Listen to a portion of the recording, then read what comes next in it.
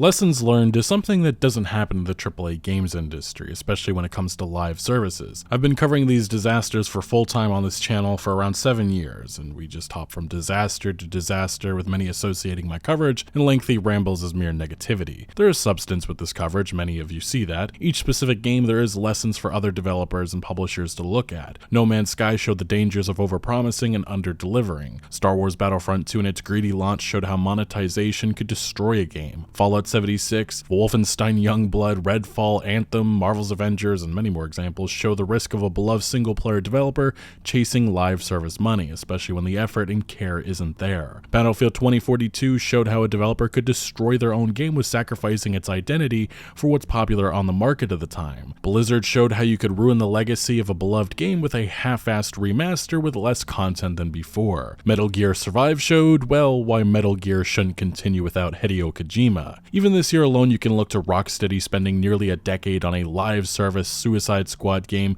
that we all knew was destined for failure, the same way we expected it with Marvel's Avengers. And even some of the games mentioned before, such as Fallout 76 and No Man's Sky, they certainly turned things around, and some of you can stop typing to tell me the obvious. But the point is, there are lessons with those games as historically bad launches in the current landscape of live service multiplayer experiences. Lessons that should not be ignored, but AAA executives simply do not care and keep pushing forward with no care in the world, leaving behind total destruction. Not simply just with consumer trust, but also the lives of game developers that are forever impacted by these reckless decisions. PlayStation's Concord was in development for 8 years. Its budget was north of $100 million, and it produced likely under 25,000 sales and was under 100 players on Steam a week after launch, until finally the other day Sony pulled the plug. The correct decision that should have been made long before release. This was a $40 hero shooter that was greenlit when Blizzard's Overwatch first came onto the gaming scene in 2016, and a lot has changed since then in this market. Changes that I guess Firewalk and PlayStation ignored. A failure to this degree is unprecedented but not uncommon, and the lessons to be learned have been there. Many seem to be hopeful that Concord will be a message to this industry, and I sincerely doubt it will create any bit of change. In 2016, Gearbox had the displeasure of competing against Blizzard's fresh new hero shooter Overwatch with their very own Battleborn. Mixed reviews, complex gameplay, lacking identity, confusing marketing, and directly calling out and taking on Overwatch, it was what led to Battleborn crashing hard, and at the time being one of the biggest video game failures. Lawbreakers came onto the scene in 2017 and immediately struggled to find an audience. It was aiming to be an edgy Overwatch-like experience that nobody was interested in. Reneging on it being free-to-play, downright god-awful marketing, and generic character designs is what led to poor sales and the game being shut down just about a year later. Amazon's Crucible was a short-lived free-to-play hero shooter that tried jumping on the COVID gravy train with a product that was in a state that received not great reviews, very few players, was missing core features, and needed probably a couple more years of development. Ultimately, Amazon pulled the plug and moved on after just about 6 months. The game was in development for 6 years. In 2020, Ninja Theory also jumped into the hero shooter arena with Bleeding Edge. What was once a passion project, it ended up suffering from mixed reviews, ugly art design, very few players, and less than a year after it went live, development was officially ended. Creative Assembly's Hyenas was a hero-based multiplayer extraction shooter that was said to be Sega's biggest budget game ever, with it reportedly being in development for 6 years and costing over $100 million. Internally, it was envisioned as PUBG meets Overwatch, Destiny, and Tarkov. The game went through a chaotic development, having a lack of direction, concerns about entering into a saturated market, and alpha playtests that did nothing to sway the belief this was destined for failure. The game went into a closed beta on PC in late 2023, and shortly afterwards, like 2 weeks afterwards, Sega decided enough is enough and canceled the project before it ever officially released. These are some of the notable hero shooters or games with hero shooter elements that had spectacular failures. Games that Concord could have, should have learned from, and unfortunately that did not happen. And look, it's not even just hero shooters you need to look at to understand why this game probably didn't have a chance. It's a game that tries filling a void that does not exist. It also costs money at a time in which most games entering into this market are free to play. It has an identity that can be summarized as unappealing. Knockoff Guardians of the Galaxy, in which you play as the PlayStation exec's Fortnite crossover guy, a giant whiny box, female character with no face, shittier Drax, grandma, Humpty Dumpty, but they're 7 feet tall, glorified janitor, and a couple of other forgettable characters, a diverse lineup that nobody cares for at all, alongside earnable cosmetics that are as ugly and uninspired as the characters themselves. The gameplay, a mashup of Overwatch meets Destiny meets Valorant, is fine, except for the fact that most gamers realize they'd rather play those games than pay $40 for this. The games industry has been trying to argue that you should not laugh at this failure, but no, we should, as the execs in charge ignored history. They ignored the last decade that has shown chasing trends and entering into a market with little room is destined for failure. There is precedent to look at. There are no excuses, and I do feel for the developers, well, most of them, that have spent a portion of their lives on something that was never going to be successful. Obviously, nobody expected this level of failure, but like the first so-called quadruple A game Skull and Bones, we all knew this game would be walking the plank. God, that was a bad dad joke. PlayStation's push into live services is hardly a surprise. In the late 2010s, notable experiences of GTA Online, Fortnite, PUBG, Overwatch, Call of Duty, League of Legends, FIFA, NBA 2K were printing billions upon billions of dollars in recurrent consumer spending, and every big-name publisher wanted their own share of the pie. Sony dominated last generation with big story-driven cinematic experiences, something of which they've relentlessly been mocked for as of late, but it was a winning strategy. They revived dormant IP, created fresh new franchises, made smart exclusivity deals, made smart smaller acquisitions, and delivered regular top-notch content. Towards the end of the 2010s, though, there was a shift at PlayStation, a power struggle with leadership between Sean Layden, the chairman of Sony Worldwide Studios, and Jim Ryan, the SIE deputy president. Ryan, of course, won the power struggle and would become president and CEO of SIE. Layden would depart from the company. Ryan, though, at the beginning of this current console generation, indicated that he wished for Sony to diversify their portfolio, shift and embrace this live service reality. In the past, they've had their yearly MLB The Show games, Gran Turismo has always been around, got lucky with Fall Guys being on PlayStation 4 and PC only at launch, and then there was Destruction All-Stars in 2021. It was a first-party vehicle combat exclusive game that was supposed to cost $70 and be a launch title for the PS5, until it wasn't. It was delayed 3 months and then put on PS Plus for 2 months, and then cost $20 in the store. It was a baffling business miscalculation, and ultimately the game just was forgettable. It received bad reviews with criticism of its lacking content and invasive microtransactions. Many reviewers viewed the game as being fun to play for 20 minutes or so, and that was it. A few months after launch, the game's player base was already struggling to have enough players for matches, leading to the developers adding online bots during non-peak times to help out. This, I believe, was the first example of PlayStation truly not having a great grasp on the volatile live service market. As Forbes' Paul Tassi wrote at the time in May 2021, with the header Destruction All-Stars as a cautionary tale for PS5 and Sony, he went on to say, one of the warnings here is that Sony, which rarely misses in the first-party, narrative-driven genre, may have a harder time with live service games, which it says it wants to move into now going forward. Live service covers many genres, but in short, ongoing games that are not campaigns you beat once and move on from. That can be looter shooters or it can be competitive multiplayer games. It's a wide range, but Sony has not shown that they've got a good handle on this genre like they've had with their narrative-based games. When you think of all Sony's classic hits, pretty much none of them are in this genre at all. Still, around this time, Jim Ryan stated that the company was indeed planning more games as a service, saying in an investor relations presentation,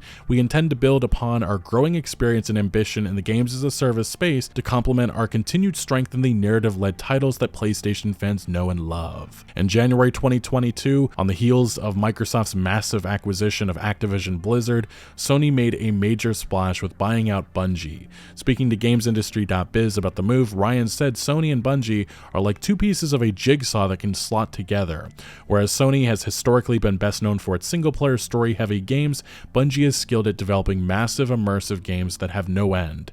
And later added, when you have the potential to have a partner like Bungie, who's been there, done it all before, learned the lessons, and have got this wonderful, brilliant team who is there and has the potential to help us, we think we can take something that would take a certain number of years and significantly decrease the time it will take to get it right. We have an aggressive roadmap with live services and the opportunity to work with and particularly learn from the brilliant and talented people from Bungie that is going to considerably accelerate the journey we find ourselves on. Shortly after this interview, it was reported Sony had 10 live service games coming by March 2026. A few months after this, Sony upgraded this total to 12 and said Bungie would help them make this happen by fiscal year 2025. And an investor presentation, slides from Sony highlighted how they wanted and felt they needed to diversify their portfolio, and that Bungie's extensive knowledge of live services would help all PlayStation studios. In 2022, Ryan would also, on multiple occasions, stress the importance of them supporting live services. If you're curious to know PlayStation's batting average thus far,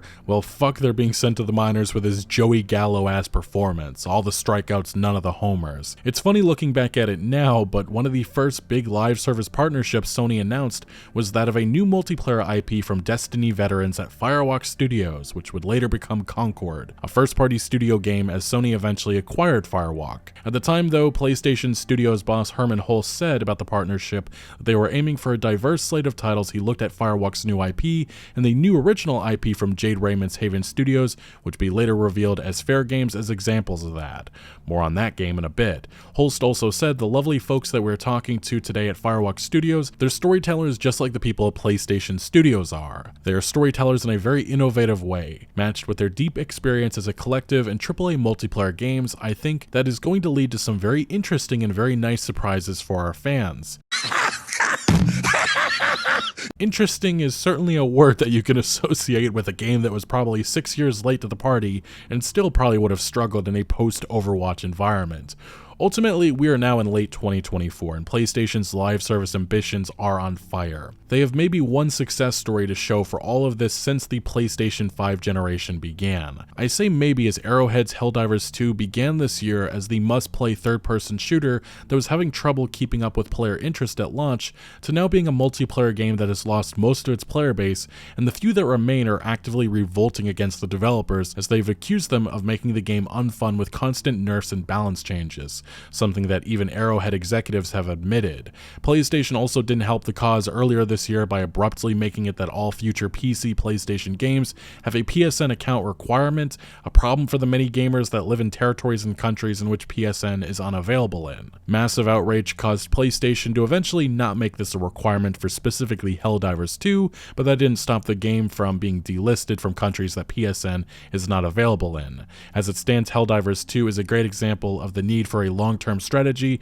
for a massively successful live service. It's clear that Arrowhead and PlayStation were not ready for this level of success, and the truth is, most players came in, defeated the mechs and bugs, and moved on. 7 months later, there still really hasn't been anything substantial to draw players back in, and yeah, that is technically the one success story because Helldivers 2 still went on to sell around 15 million copies and had a launch on PC of about 500,000 players. Everything else, well, The Last of Us Online, the big hyped standalone multiplayer experience from Naughty Dog, crumbled to the ground. Major red flags went off last year when Bungie was brought in to review the game, was concerned by the multiplayer project's ability to keep players engaged for a long period of time. You know, the point, the focus of a live service. Sony then was beginning to move developers off the project, and by early 2024 it was fully cancelled.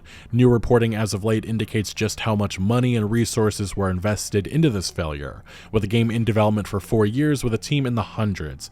Leaked images indicated Last of Us Online was going to have all the things you've grown to expect with live service games: a battle pass, a battle royale mode, an in-game store, and seasonal content. Following the game's cancellation, it was said heads were rolling at Sony. Foam Stars, Square Enix's knockoff Splatoon, exclusive to PlayStation, quickly came and went. It received mostly negative reviews, and reports indicated after 2 months it had already lost over 95% of its player base. A Twisted Metal live service game was in early development until it wasn't. Part of the mass job layoffs in 2024 at Sony, the project was cancelled at UK studio Firesprite. Also a part of the layoffs was PlayStation London Studio, which was shut down after 20 years. It was said the studio is working on a co-op non-VR action game set in a fantasy UK. Sony partnered with Deviation Games in 2021, and the studio shut down in early 2024 before they even revealed their first IP, which was said to be a multiplayer project coming from veterans of Call of Duty Zombies and Treyarch. In early 2024, a trailer of a purportedly canned multiplayer Spider-Man title from Insomniac Games leaked online. Called Spider-Man the Great Web, the multiplayer spin-off would have allowed a number of iterations on the character to tackle crime and ultimately play the Sinister Six cooperatively. Also in 2024, Bungie's reputation collapsed. The studio was hit with mass layoffs, longtime veterans left in protest. It was revealed Destiny 2's recent expansion, The Final Shape, underperformed. A new Destiny game that wasn't Destiny 3, codenamed Payback, was cancelled, and Bungie's big upcoming new game, their extraction shooter Marathon, is said to be in a bad place. Further reporting had already indicated that Marathon's playtests had not gone well in 2023, and just to make things even worse, this week the game's director was fired after a misconduct investigation. As bad as it gets. And it needs to be emphasized, all of these live service collapses happened this year. This is all recent news and were games that were a part of Sony's grand plan to have 12 live service games released by fiscal year 2025, a plan that late last year was revised and scaled down in half to 6. But don't worry, because what's on the way is still a ton of multiplayer live services. Guerrilla Games is said to be working on an online multiplayer Horizon game. Footage of this project leaked last year. Another Horizon multiplayer project, codenamed Skyline, is said to be in development, with Sony reportedly partnering with NCSoft to make a Horizon MMORPG. Bend Studios will likely never get the opportunity to make Days Gone 2, as current PlayStation executives have no care for the franchise, but the studio is said to be now working on an unknown AAA live service game based on recruitment ads on their website. Bungie, besides active work on Destiny 2 and Marathon, is or was working on Gummy Bears, a new unannounced PvP game that is said to be inspired by several different genres including MOBA. Some reports have indicated this project is likely the new sci-fi action game that is being worked on by a new studio formed by Bungie and Sony. Then we finally get to Fairgames, probably the worst name for a new game, new IP, but it's one of the few upcoming PlayStation games that we actually have details and footage of. Seemingly being Payday meets the finals, maybe a little bit of Watch Dogs there, the game's debut trailer has a theme of eating the rich, with the game's creative director saying their first new IP is a fresh modern take on the heist genre. In a nutshell, this is a thrilling competitive heist game where you join an underground movement to rob the ultra-rich and rebalance the scales. Fairgames will give you an opportunity to break the rules as a modern-day Robin Hood, a thrill seeker, or just someone who wants to collect cool loot. Trespass inside forbidden locations around the world, fill your pockets like a kid in a candy store, and unravel the nefarious plans of untouchable billionaires. Fun, I guess. The CGI trailer gives a sense of that. You have a diverse cast of characters with upbeat rap music breaking in and robbing from the, well, ultra-rich, with unique obstacles in the way and other heist groups competing for the same loot. As you might expect, this trailer garnered the same reaction that Concord received. Overwhelming negativity, with many mocking the game's silly premise and the irony of a billion-dollar company making a game about how rich people are bad while likely turning this experience into the usual AAA live service slop with a seasonal battle pass and expensive in-game store. After Concord, many feel that this game might be better off just being cancelled or reevaluated, as nothing about it sounds promising, and it likely is headed for a similar outcome that Concord was just hit with. Supposedly, internal conversations surrounding Fairgames are very positive, but I definitely call into question this judgment, especially as this rhetoric was the same damn thing we were hearing with Concord. Even after the game's first trailer, which everyone hated, Firewalk attempted to gaslight us into thinking it would be so much better and concerns were overblown. You'll start to fall in love with the depth of the characters, said Concord's director of IP, Kim Cranes. That's something that you learn week to week. Their personalities will unfold, their relationships will unfold for you, their backstories. None of that is something that you can get in a tiny little slice with the trailer. Well, as expensive as those cinematics were, they were also boring, a feeling that surely enough we all got when we saw that first fucking trailer. PlayStation's entry into live services has been a catastrophe. The investments by Sony this generation have been baffling, and the man responsible for this chaos almost immediately ran to retirement before things really hit the fan.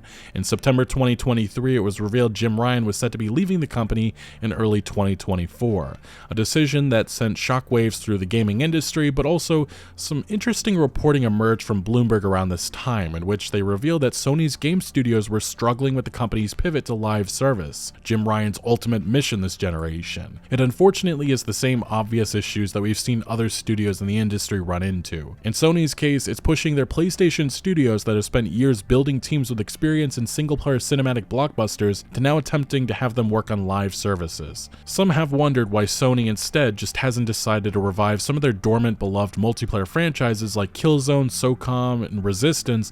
The answer is actually quite clear, and it was highlighted recently by the Washington Post's Gene Park, Sony wants family-friendly IP. They want to grow in that area, so they are prioritizing projects that have more of a mass market appeal, and unfortunately a franchise like, well, Killzone does not accomplish that goal. Probably what a Sony exec meant when saying they don't have enough original IP. Xbox has Minecraft, Nintendo has Super Mario, and PlayStation has nothing on that scale yet. They've certainly been trying to push Aloy and Horizon. Astrobot may not be a billion-dollar franchise, but certainly a bright spot in 2024. The one IP and mascot that I'm not even sure PlayStation ever expected to save a year from total ruin, and it also just might bring home some hardware and awards later this year for them. Almost like there's value in these smaller non-service games that have done a better job fleshing out Sony's portfolio than the live service slop that they've invested into the last few years. A sad reminder that in recent years they've shut down a few of the studios making stuff like this happen. PlayStation's mostly become big story-driven cinematic story games or live service slop. Former PlayStation executive Sean Layden a few years ago warned about the dangers of where the industry was headed with prioritizing just blockbusters. And more recently about PlayStation's pivot to live services, he said during a podcast, "In practice, there's a very small handful of games that can do it. There's only so many of those games that the market can tolerate. The idea that you can have 10 or 20 of those games successful in the market at the same time is just unrealistic, a reality that this AAA games industry still does not grasp. There's always an expectation that an audience is waiting and going to be there for any first-party PlayStation game. And more than ever, that notion has been disproven in the harshest way possible. Astrobot aside, the decision-making at PlayStation has been nothing short of disastrous, and 2024 alone has proven that things very soon could get much worse, especially with the other unknown games that are being worked on at their other premier AAA studios. It's a shame that nowadays every multiplayer project has to be this giant multi-million-dollar live service with wider-than-life ambitions. Ghost of Tsushima Legends was a solid, fun surprise add-on to an already amazing story-driven experience, and I yearn for the days in which this was common practice. At the very least, Sony executives can take pleasure in knowing their prioritization and live services has led to their biggest flop ever, and the last remaining hours of its existence having the dozens of players left endlessly falling to their deaths in order to get the game's annoying platinum trophy. That's the lasting final impressions of a 8-year, $100 million dumpster fire that didn't last 2 weeks. If only there was a lesson or 2 or 3 there that they could have learned from. If only. Anyway, PlayStation this generation has been struggling. Xbox has also had a lot of trouble. But what do you make of this current console generation and PlayStation's pivot to live services? Let me know your thoughts down in the comment section below. But thank you for watching. Make sure to leave a like if you did enjoy this video, or if you found any informative value. Consider subscribing for more videos like this, and I'll see you later.